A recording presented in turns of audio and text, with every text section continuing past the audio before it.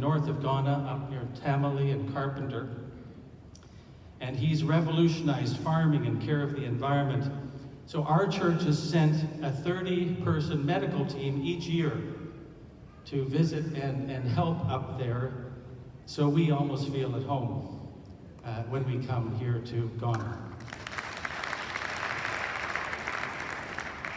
But can I say, we need your light in North America. We need your light in North America. Now, I'm going to just try and get these slides going. Harry, what's my... There.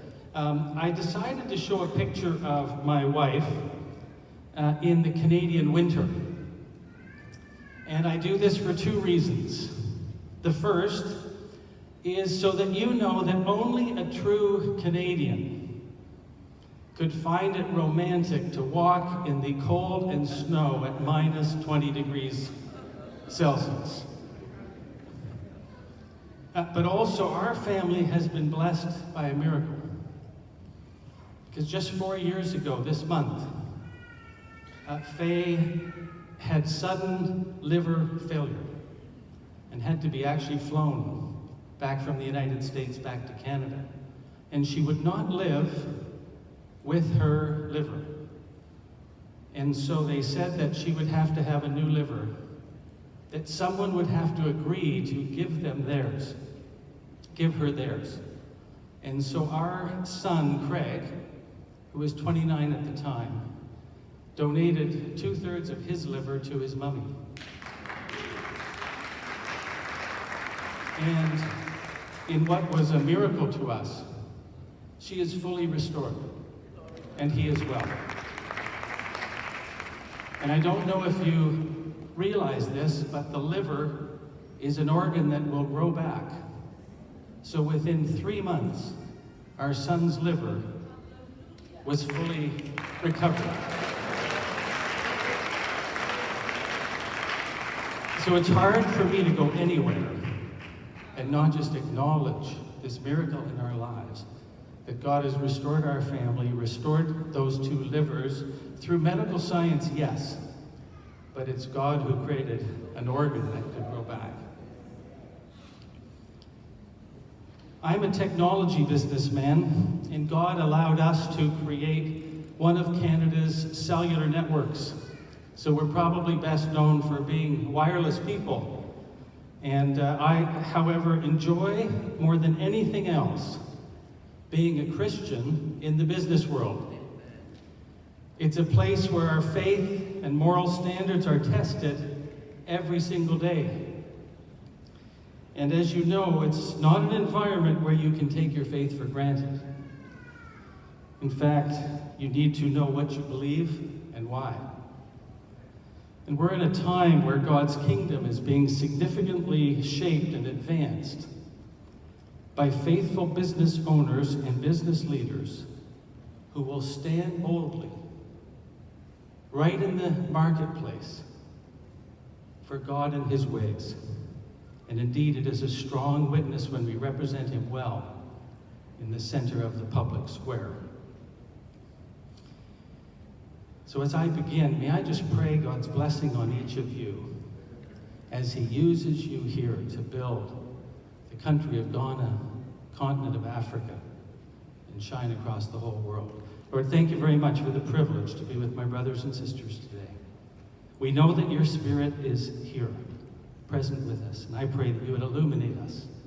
Help us not only to grow in our love and our trust and our commitment to you, but I pray that you would show us the ways that you would want us to bear witness to our community, to our nation, and to the world. In your name we pray. Amen. I've been asked to speak about one of our businesses called Citi IQ. And let me just see if I can get this rolling. Perfect. And in a nutshell, or quickly, Citi IQ is a system that objectively and comprehensively measures the health and well-being of a city. Now, I want to tell you, this is a secular measurement, if you understand what I mean. This is something that the world uses to measure. However, it is our belief that people of faith can engage with this measurement so that they can understand the contribution that they can make to their city. Now, I'm going to download a lot to you today in just the next 15 minutes or so. So are you with me? I'm going to speed it up, okay? Here we go. I'd like to speak to you about three things. The first, I want to talk to you about the urban surge that is happening across the world, and especially in African cities. I'm going to say that again. The urban surge that is happening across the world, and especially in African cities. Second, how Citi IQ measures a city. And third, what does God have to say about our city? The need for Citi IQ has arisen from this amazing urban growth that is happening across the world. And in short, people are flocking to cities. This is just a heat map, I don't know if you can see it very carefully, of the world's population. And then this chart just shows the different countries and their population size. So you can get a feel for the populations of China, India, and then the rest of us that are circling that. This is a picture of urban growth. So the top line, which equates to 750 million people, is the amount of people in 1950 that lived in cities. And you can compare that to what is forecast in the year 2050, just 30 years from now. Massive growth. This chart shows the world's population on the top line. In the year 1900, there were just under 1 billion people in the earth. And in 2017, there was 7.6 billion. And in 2050, just 30 years from now, there will be just under 10 billion people. But that's not all. If you look at the graph, you'll see that in 2017, 55% of the people in the world lived in cities. Whereas in 2050, that is expected to grow to almost 70%. Now let me tell you what that means. The number of people that will be added to cities in the next 30 years will equate to 250 cities of 10 million people. Does anyone know how many cities of 10 million are in the world today? Just shout it out. Anyone know? 34. Just 34 cities of 10 million people, and in just 30 years, there will be the number of people added to cities that equate to 250 cities of 10 million people. Now let's look at Africa. It's even a steeper curve. The curve in Africa, because your population is growing so quickly, is even steeper. And in just the next 30 years, the number of people that will come to the cities on your continent equates to 90 cities of 10 million people. Now this next graph moves. So it starts in 1955. You'll see in the upper right-hand corner, the year is moving every 5 years. We're at 2010 now. This is the population of different regions in the world. The far right is Asia. Next to it is the continent of Africa.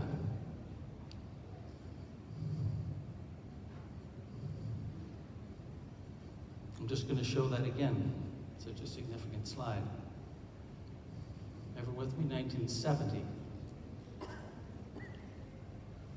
2000.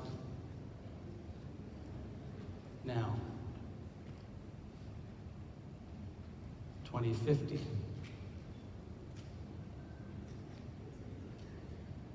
Can everyone see that?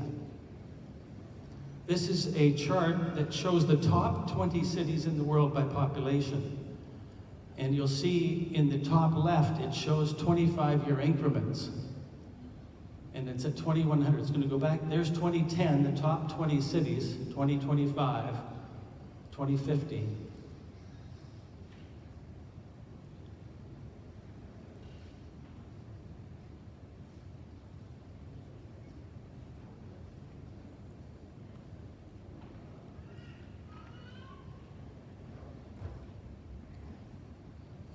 Does everyone understand the point? It doesn't mean New York City is getting any smaller. It simply means it will be dwarfed. It will not be one of the top 20 cities. They will mostly be here in Africa and Asia and the Middle East. Let me transition then to Citi IQ if I can. Citi IQ then is a measurement system that calculates the health and well-being of a city. Because of the urban growth, a lot of cities are going to struggle with keeping up and making the right plans. And this is a diagnostic tool, but it's a measurement system that has the people in mind. That's what I want you to remember as we look at it today. It measures 4 infrastructures: economics, environmental, cultural, and social.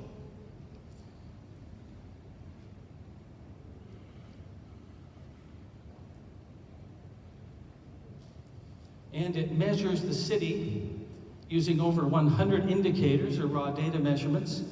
It converts that into 35 considerations, which turns into 5 dimensions, and then rolls up into a single score for the city.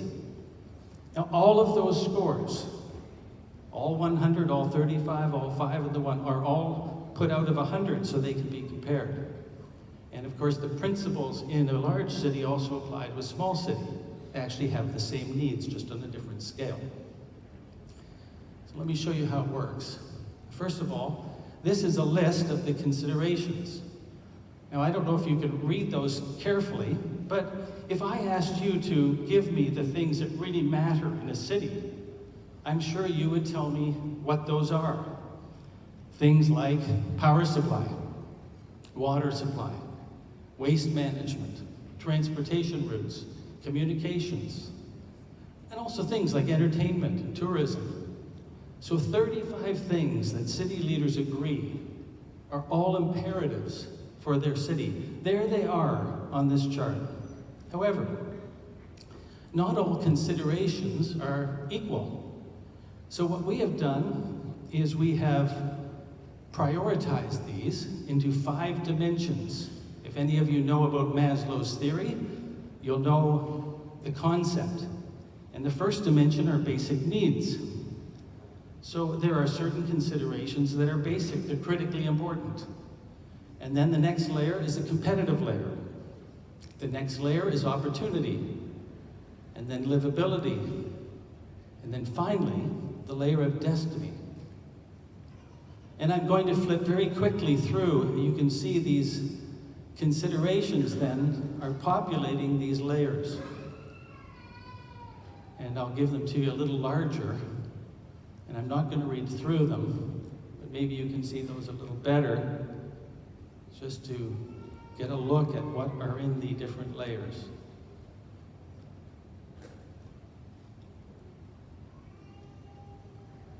And you'll see the pinnacle of destiny that is hope. And actually, it's a very complex mathematical formula that we've developed, and this picture shows it. All 114 measurements, all driving to those considerations, a very complex algorithm that produces the scores. So, who uses Citi IQ? Well, it's used by city leadership, people that are interested in investing in a city, used by faith groups and other stakeholders. And it audits a city to assess its strengths and weaknesses, to gain consensus and set goals and to mark progress, because this measurement comes out quarterly. What Citi IQ does not do is recommend the priorities of a city. We don't suggest plans or implement strategies. That's for the city to do. All we do is measure. And what we do is earn a place at the city leadership table, especially for people of faith, who can then apply a faith lens over top. There are 12 of the 35 considerations where believers are absolutely the best to bring those contributions to a city. Now, the way it's used, this will be my last set of little technical slides, it's used by groups on the cloud with an interface or dashboard.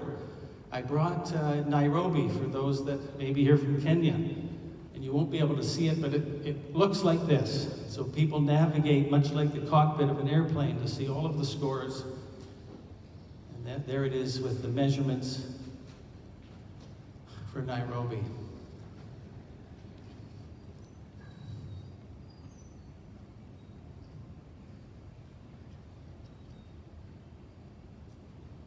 You know, several years ago, I was with our partner, Phil Warbrick from New Zealand, who helped in the development of Citi IQ, and we were with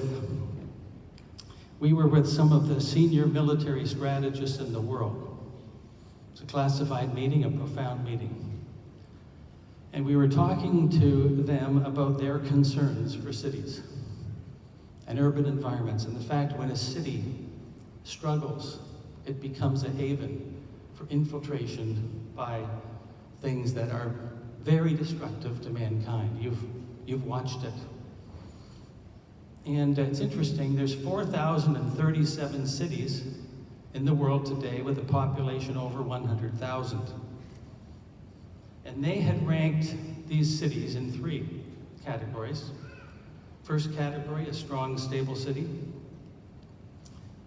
The second category was a weak, risky city. And the third category, the largest category, was a city that could go either way.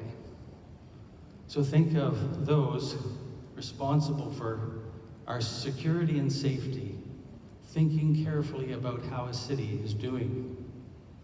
That was very motivational, and of course shows us the need for stability in our city. Do you see the urgency for a solid city strategy? You know, I've been visiting with the city of Accra and talked to Mayor Soa and Desmond Apaya, who have developed an incredible plan for a resilient city. In fact, it's one of 100 resilient cities around the world. And today I'd like to ask you as God's people to pray, how can you be a central influence in the health and well-being of your city? How can you be a central influence in the health and well-being of your city? There is this role for people of faith, and it's interesting because, oops, I'm sorry. People of faith are vital to a city's well-being. And we shouldn't feel any extra privilege to be in a city, but we shouldn't be excluded from our contribution to a city. In fact, a lot of city leaders don't fully understand the contribution that people of faith make. In fact, historically, you probably know the history, that there's empirical evidence that people of faith helped in developing the first schools and hospitals, the abolishing slavery, which you know well, and feeding the poor. And it's interesting, there are numerous groups now doing what's called faith action audits, or measuring the contribution that people of faith are making to a city, and often it's 4 or 5 times the value that the city would pay if they acquired those services to deliver them. In fact, in America, this slide shows that total contribution for America, which exceeds $1 trillion a year of contribution to the nation through their volunteer efforts in delivering meals and visiting in hospitals and feeding the poor. I'm going to close with just a few thoughts about how God views cities, if I could. This first one was mentioned earlier, actually, because it's twinned with the family. So in Proverbs, there was this notion, or Psalms, there was this notion of the Lord building the house, but also the fact that the Lord is the one who guards the city. And so we have a responsibility, do we not, to actually ask for protection on our cities from a God not only who cares, but a God who can. And then there's a city's foundation. And this verse in Hebrews refers back, of course, to Abraham, and the fact that Abraham waited for the city which has foundations and whose builder and maker is God. Remember, he had a choice of city. And so he wanted a city. He yearned for a city where the foundations were foundations from God himself. And then as city builders, you'll remember the story of Nehemiah, a great rebuilder of the city. And he said, let us start rebuilding. The God of heaven will give us success. We, his servants, will start rebuilding. So when you feel concerned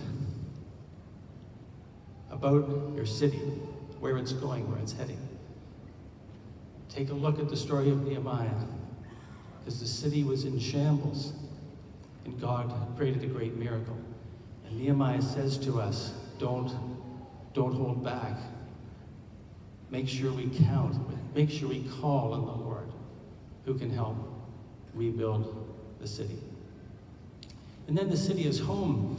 You know, God's people throughout the ages have found themselves in cities they wish they weren't in. You'll remember the children of Israel in slavery in Egypt for 435 years. How would we look at a city like that? And you know, it's interesting. Jeremiah says, and seek the peace of the city where I have caused you to be, carried away captive. Pray to the Lord for it, for in its peace you will have peace. So the importance of our cities, wherever we find ourselves, and we should be praying for peace in our city.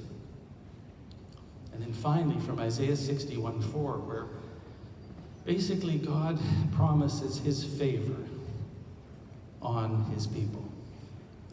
And this important verse in verse 4, they will rebuild the ancient ruins and restore the places long devastated. They will renew the ruined cities that have been devastated for generations. Doesn't matter about the past. God wants to bring his favor now. And then finally, because your theme is you are my witnesses, this verse that I call a city's destiny is where I'd like to conclude. You are the light of the world, and a city on a hill cannot be hidden. The Lord bless you as you become the light of the world here in Accra, the cities in Ghana, and throughout all of Africa. Thank you very much.